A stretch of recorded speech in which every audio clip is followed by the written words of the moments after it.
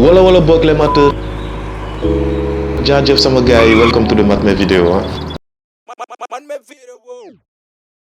Waza les mateurs jaajëf sama gars yi welcome to the Matmé vidéo. Aujourd'hui pour commencer vidéo bi vraiment gars yi je vous demande benn aide quoi ñoo xam ne ils sont créatifs ñoo xam ne ils sont dans la réalisation. Dama soxla benn générique pour Actu Galsen quoi parce que Actu Galsen générique bi may utiliser c'est plus pour mes podcasts mes micro-trottoirs. ay yeneen affaire yi may def. Donc dama bëgg benn générique spécialement Actu Galsen s'il vous plaît juste ay bruitage lay nekk montage 2D yooyu noonu vite fait xam nga Actu Galsen by Matmé vidéo loolu kese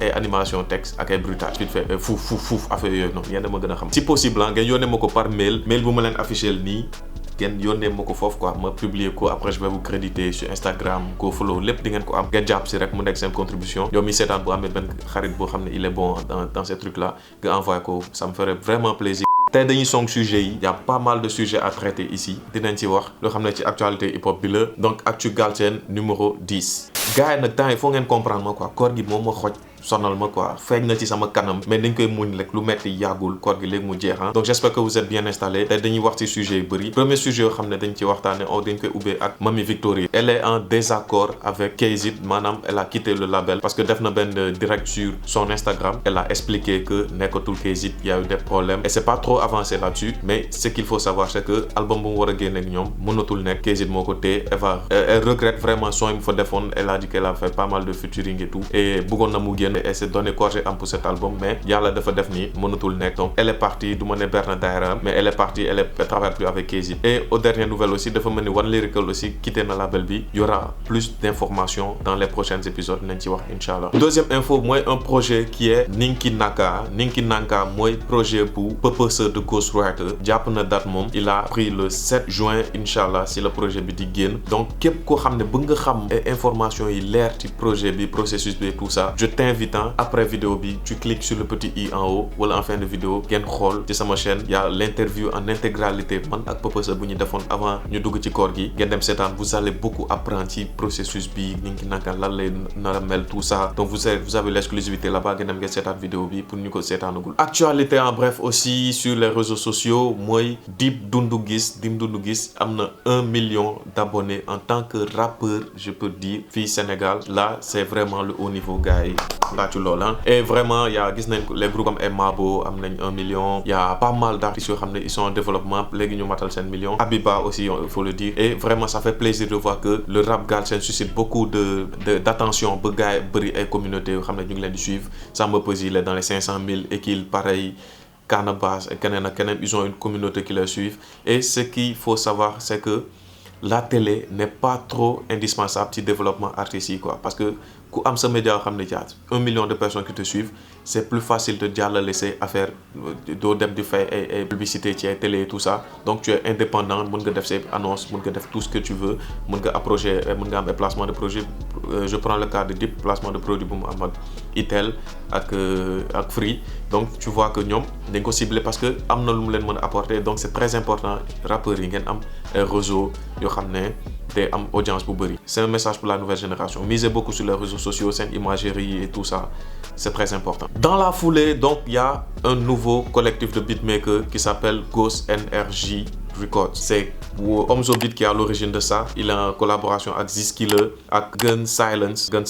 Donc ils sont au nombre de trois beatmakers sénégalais ñoo xam ne créé nañ seen association wala benn collaboration pour travailler ensemble collectif de beatmakers. dañ koy gis comme américain lu ñu koy defee comme Nick Mira tu vois ak gars yi Internet Money Beach tu vois donc c'est pratiquement le même processus donc ça permet aux beatmakers yoo xam ne ñu booloo boole seen énergie pour génne des productions pour être plus structuré pour plus am stabilité ci seen liggéey ñu organiser quoi parce que beatmaker yi ki di ay Karabali ki di Omzo Beat ki di Zizkiller xam nga ñoom ñëpp bu ñu unir seen force yi def ay affaires ça peut produire quelque chose quoi donc beatmaker yi se doit de travailler ensemble ñu xam naka lañuy def ces procédés pour mën a avancer seen liggéey et vraiment j'approuve ce projet ngeen dem suivre seen Instagram ngeen dem découvrir donc parlons de l'actualité de Ekil def na benn live sur Instagram vraiment Ekil il a tiré sur tout quoi vraiment il a pas été précis il a pas dit de non mais pratiquement propos yi mu wax gars yi directionné nañ ko ci problème le fait que mu jógee Reptile directionné nañ ko foofu quoi mais moom il s'est expliqué que moom du répondre ak ay nit yoo xam ne xam nga ils sont dans une institution yoo xam ne moom moo leen fa yóbbu et tout ça donc ça il s'est exprimé là-dessus donc les concernés ils sont pas répondu donc gars yi mën nañ teer parti boobu noonu xam nga man su ma sañoon en tant que man quoi man la engagé encore une fois su ma sañoon kii di BMJ ak Ekil franchement bu ñu mënoon nekk gain comme la ñu meloon gis leen photo bi nii franchement loolu bu ñu ko mënoon amaat featuring bu mel noonu dara du ko gën a dis quoi donc les problèmes xam nga les problèmes qui datent de 1 an 2 ans mën nañ ci jàll quoi xam naa Ekil genre gars yi ñoo ko poussé pour mu wax ci genre problème boobu noonu te man en tant que personne à personne xam naa ne Ekil borom baax la BMJ borom baax la gars yi juboo leen xam nga ñu liggéey xaalis quoi parce que gars yi dañu bëgg teg ay featuring yu bëri mais mënul nekk ndax seen précédent yi problème day jeex man chaque fois je me répète là-dessus Meek Mill dafay am na problème chaque fois ma jël problème Meek Mill ak Drake am nañ problème juboo nañ keneen ak keneen Jay-Z Nas problème juboo nañ Canabasse Nit Doff mais gars yi kañ ngeen di juboo quoi rap day jeex xam nga ne rafet rek problème concurrentiel et tout ça dañ ci nekk dañ ci toll après on passe à autre chose quoi donc ça c'est un cri du cœur petit kiff de la semaine Nunez Junior ah booy bi daal nii laa ko découvrir ni ñëpp xam nga page Instagram bi bëri ay team rap Galsen ay rap wolof moo raw xam nga mooy loolu publié nañ benn boy bu xam ne mu ngi tudd Nunez Junior j'ai écouté le son j'ai vu le visuel le clip son mu ngi tudd Moula xam nga ngeen dem découvrir ko c'est de la dope et le petit plug du jour dama leen di inviter vraiment benn collègue boo xam ne il est dans le YouTube il est un peu dans le style de le règlement et tout ça moom doo gis kanamam mais moom il te donne des actualités mu ngi tudd Top je donne son lien en bas ngeen cliquer ngeen découvrir chaîne YouTube il a une façon de faire boo xam ne vraiment j'apprécie beaucoup comme ni ma leen ko waxee genre style le règlement lay def il fait des analyses il donne son point de vue et tout ça ngeen dem nga jox ko le maximum de force en vous abonnant à lui et pour ceux qui sont pas abonnés à ma chaîne c'est la première fois yéen a me suivre ngeen cliquer sur le bouton bu xam ne bu rouge bu ñu bind s'abonner noonu nga activer la cloche maanaam boo activer cloche bi noonu saa ma fëggee vidéo da nga jot notification bi après nga seetaan nga am actualité rap actu Galsen xam nga ak yeneen yaa ma gën a xam donc lâchez un gros pouce bleu ak important la pouce bleu bu def nii boum défoncez-moi ça. À la prochaine, je vous kiffe. Y a pas d'heure, y a pas de moment pour les actus.